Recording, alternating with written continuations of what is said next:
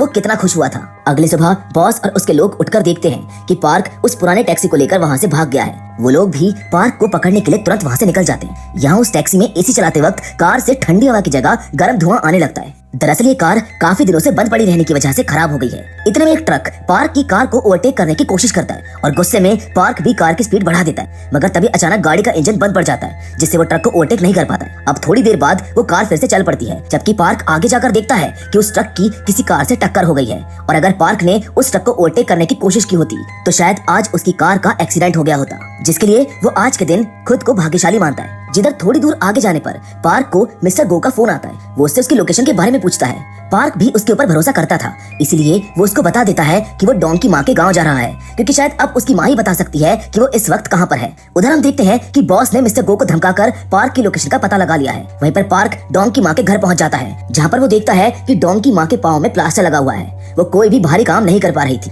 इसलिए वो पार्क से बहुत सारा काम करवाती है, जिसके बाद वो पार्क को नूडल्स खाने के लिए देती है। और फिर जब पार्क उनसे डॉन के बारे में पूछता है तो उसकी माँ उसको बताती है कि डॉन ने किसी गैंगस्टर से पैसे उधार लिए थे, जिसे समय पर ना चुका पाने की वजह से वो गैंगस्टर रोज उसको धमकाता था। इस बात से परेशान होकर उसकी पत्नी मिन उससे तलाक लेना चाहती है। ये सुनकर पार्क तुरंत मिन से मिलने के लिए निकल जाता है। पार्क मिन से मिलने के लिए एक गैस स्टेशन पर आता है, जहाँ पर वो काम करती है। मिन उसको बताती है कि डॉन शायद उस कार को बेचने के बारे में सोच रहा है, मगर अभी तक उसने बेचा नहीं है और इस वक्त वो कहाँ पर है ये मुझको नहीं मालूम है। अब वहाँ से जैसे ही पार्क निकलने वाला होता है कि बॉस अपने आदमियों को लेकर वहाँ पर पहुँच जाता है। पार्क उनको देखकर घबरा जाता है, मगर किसी तरह वो वहाँ से भाग निकलने में कामयाब होता है, जहाँ बॉस के लोग भी उसकी कार का पीछा करने लगते हैं। इसी भागदौड़ में पार्क की कार सामने वाली कार से टकरा जाती है, जिसमें कुछ कराटे मास्टर्स बैठे होते हैं, जो निकलकर बॉस के आदमियों से लड़ने लगते हैं और इसी मौके का फायदा उठाकर पार्क वहाँ से निकलकर भाग जाता है। अब रात के वक्त पार्क की गर्लफ्रेंड योंगमी का फोन आता है। वो उससे पूछती है कि प्रेगनेंसी के बारे में पता चलने के बावजूद भी अभी तक पार्क ने उसे कुछ कहा क्यों नहीं। पार्क कहता है कि उसको लगता है कि वो अभी एक पिता बनने के लिए तैयार नहीं है और वो इस बारे में सोचकर बताएगा।